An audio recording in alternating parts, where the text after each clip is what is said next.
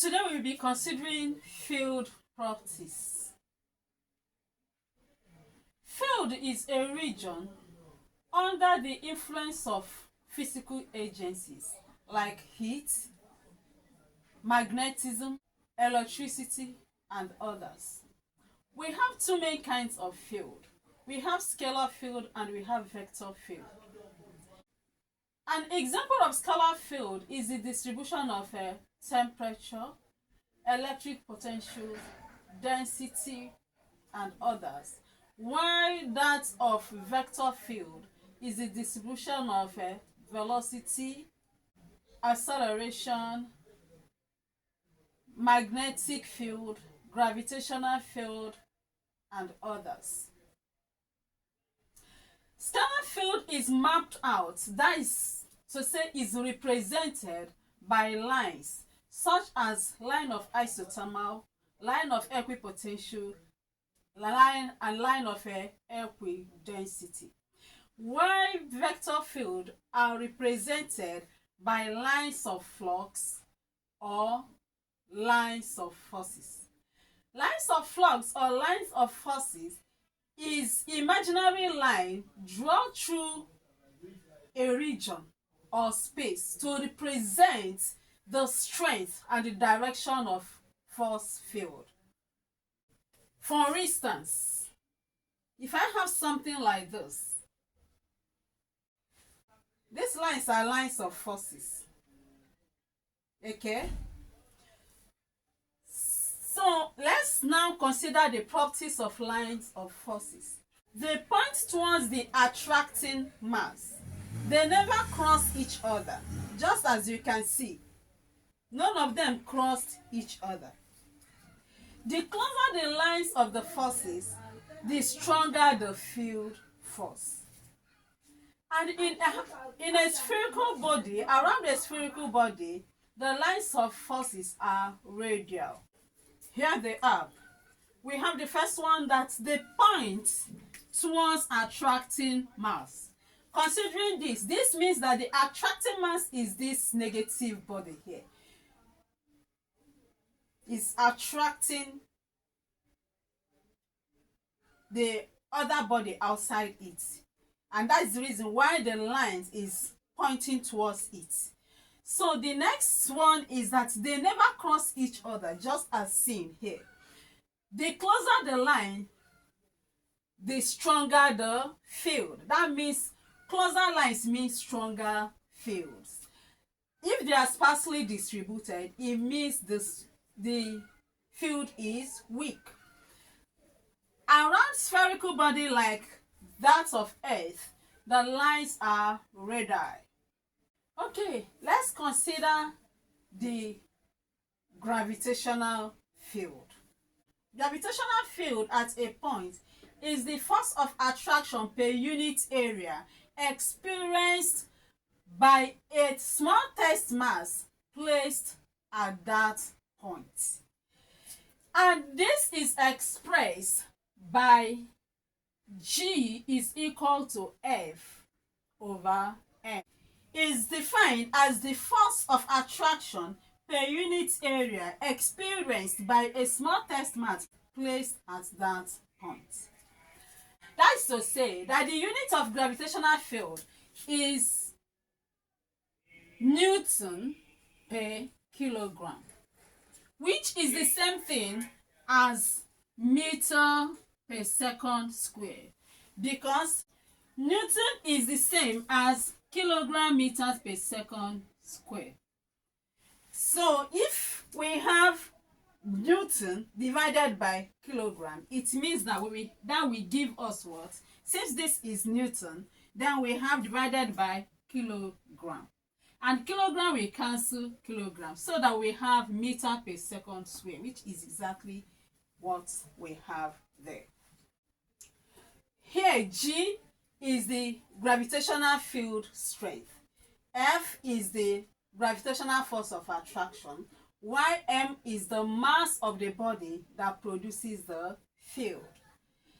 So it means that since the unit of the gravitational field strength is meter per second squared, It therefore means that the gravitational field strength is the same thing as the acceleration due to gravity. Remember that the unit of the acceleration due to gravity is meter per second squared. So it means that it is the same with the gravitational field strength. Near the Earth's surface, the acceleration due to gravity is given as 9.8 meters per second squared. This then means that a mass of 1 kilogram near the surface of the Earth experiences the force of attraction equivalent to what? 9.8 meters per second squared. So that is the gravitational force it will experience. Therefore, 2 kilograms of mass at that point will experience 2 multiplied by 9.8 meters per second square, which will be equivalent to 19.6 meters per second square. Okay, now let's consider gravitational field due to a mass. A mass means simply a given body of a mass. Let's use an example, that of the Earth. Now, if this is Earth, this Earth will produce, it will create fields around itself that any body placed within the region of the field will feel the force of the field. Okay, then if we are considering this gravitational field due to this one particular mass, then we can say that the gravitational field strength is equal to G, product of G and the mass of the body divided by the square root of the distance, where G here is the universal gravitational constant, and this mass is the mass of the body producing the field, and this R here is the square root of the this R now is the distance from the center of the body. So the R squared now is the square root of the distance from the center of the body producing the field, where the G is the gravitational field strength. I will outline them here. From this you can now see that if the distance from the center of the mass is increasing, the gravitational field strength will be reducing. Now, considering this body as we called Earth, let's assume this is the Earth. A body placed at this point to the Earth will feel more gravitational Earth pull than a body placed at this point to the Earth. And this is the reason why the Earth's gravitational pull decreases with increase in altitude. That is even the reason why the astronauts used to feel less Earth gravitational pull. As you move up, there is the Earth gravitational pull decreases. Acceleration due to Earth pull decreases as you move above the Earth. And that's the reason why there is a place you will reach that you will not be able to come down again, because you will no longer be feeling the Earth gravitational pull. So you keep on floating there, because the force that Earth can exert to pull you back towards the center of the Earth, it won't be there. You are not feeling it. Remember, we said that this attractive force are directed towards the attractive mass. So this is the Earth. Anything placed above the Earth tries to use this field force, this gravitational force of attraction, this gravitational Earth pull, to pull the body, anybody placed above it, towards itself. And this force is directed towards the center of the Earth. So it tries to pull the body towards center. But the more the distance between the body placed above the earth and the earth, the lesser the gravitational field strength. But the greater the mass of the body producing that gravitational field, the more the gravitational field strength, and the more will the body placed above it feel the force. I just told you that Jupiter has larger mass than that of the earth, so Jupiter creates more gravitational field force. It has more gravitational field strength than that of the earth. Okay, so we will use this to do small calculations. What you have to consider now, to note now, is that the more the mass of the body producing the field, the more the gravitational field strength, the more the force that the body placed within the region will feel it. The lesser the mass, the lesser the field force. The more the distance between the body producing the gravitational field and another body placed within the region, the lesser the gravitational field strength on that body placed within the region. Okay, now we said that this is the universal gravitational constant. What is the unit of this universal gravitational constant? We can get the units by making the gravitational constant a subject of this formula. And if we make it a subject of the formula, we will have that universal gravitational constant will be the product of the gravitational field strength and the square root of the density divided by the mass. And remember that the unit of the gravitational field strength is meter per second squared, or we call it what? Newton per kilogram. Okay, and we have that this multiplied by the square root of the density, which is what? Meter squared, because the distance is measured in meter and we have distance to power 2, so which is meter squared divided by kilogram. Okay, so it then means that the unit of the universal gravitational field constant is equal to cubic meter multiplied by meter squared will give us cubic meter per kilogram per second squared. That is it. Okay, this is the unit.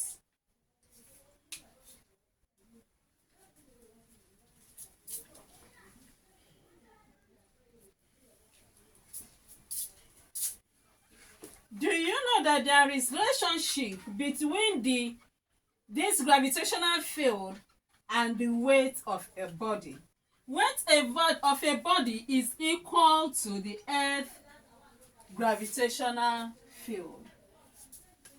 So that's to say that W, which we denote as the weight of the body, is equal to mg, since we said that is equal to the gravitational field.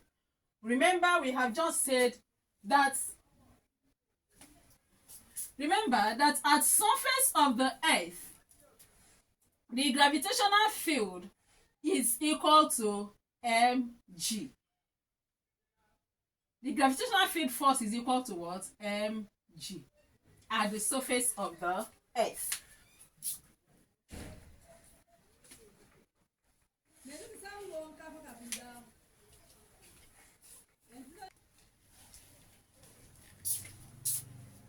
We got this formula when we defined the gravitational field intensity.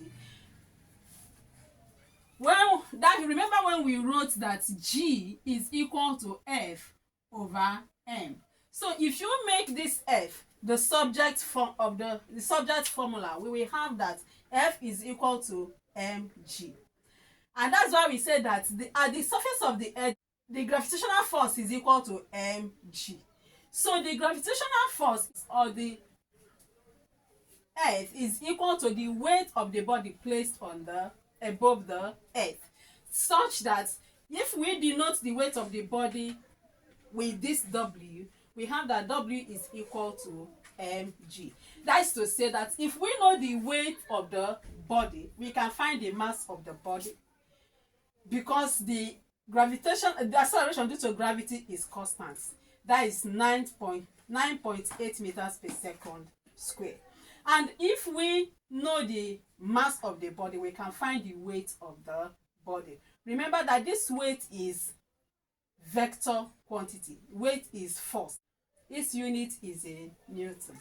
Now, at this point, now we can look at the applications of the gravitational field. Gravitational field is applied in acceleration due to free fall. This field is what the earth is used to pull any object that is kept above the earth, that is placed above the earth, towards itself. And when it falls, that is free fall we are talking about. So it's used, applied, is used in acceleration due to free fall. Another one is that it is used in planetary motion. In explaining this, we know that other planets orbit around the sun due to the sun's gravitational field. Okay? Applications of gravitational field.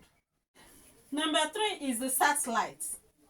Artificial satellite moves around the earth due to the earth's gravitational field. We have ocean tides.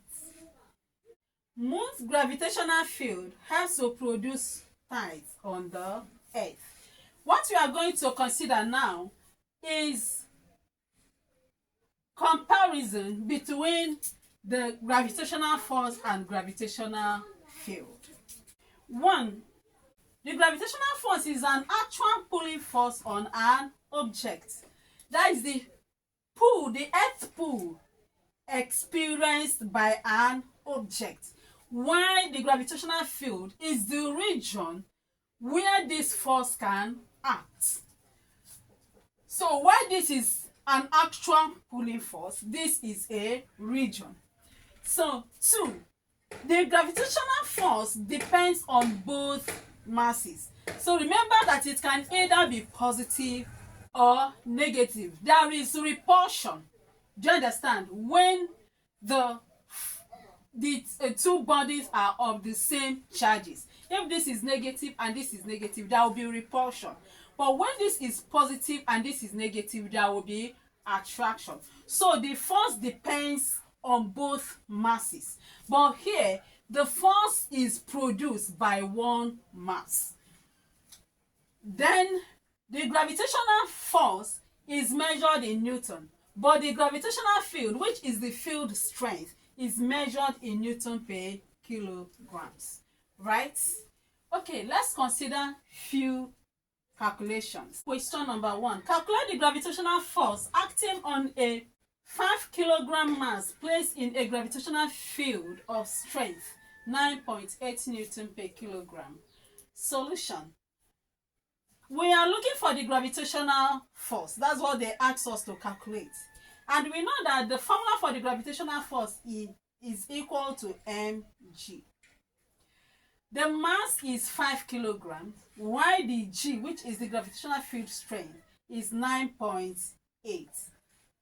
So it means that since we know our mass and we know our gravitational field strength, we have to just multiply them out. And our force will now be, gravitational force will now be equal to 5 multiplied by 9.8, which gives us what? Approximately 40 Newton. Okay. The second question says a planet has a mass of 6.0 times 10 to the power 24 kilogram and a radius of 6.4 multiplied by 10 to the power 6 meters. Calculate the gravitational field strength on the surface of the planet. Given that universal gravitational constant is 6.67 multiplied by 10 to the power negative 11 Newton meter square per kilogram square. Okay, from the question, we can see that the mass of the planet is 6.0 multiplied by 10 to the power 24 kilograms, which is this. And the radius of the planet is this, 6.4 times 10 to the power 6, which is this. So the next thing we have to do is to find the radius of the square of the radius, because we were given that the gravitational field strength is the universal gravitational constant multiplied by the mass of the body producing the field divided by the distance. Do you understand? The radius of this, and remember we say the distance from the center of the mass, which is the radius. So which is the square of the radius. Okay, so what we have to do is now to get the square of the radius. And when we square it, we are getting 4.096 multiplied by 10 to the power 13. So since we have gotten everything intact, we have our g, we have our mass, and we have the square of the radius. What we have just to do is now to substitute. So on substituting, we have the gravitational constant multiplied by the mass of the planet divided by the square of the radius. And that is 6.67 multiplied by 6 is equal to 40.02. Then since I have, remember our law of indices, since this is to power 10 to the power negative 11 and 10 to the power positive 24, what I have to do is, this is 10 to the power negative 11 plus that of 24, and 24 minus 11 will give us 13. So I will have 10 to the power 13. Then since at the denominator I also have 10 to the power 13, 13 will cancel 13. That is, when I bring the denominator to the numerator, this 13 here will become negative. I'll now have 10 to the power 13 minus 13. And 10 to the power 13 minus 13 is equal, 13 minus 13 is equal to 0. 10 to the power 0 is now equal to what? 1, isn't it? Okay. So in that case, we now have, what we have remaining will be 40.02 divided by 4.096, because the power has been taken care of.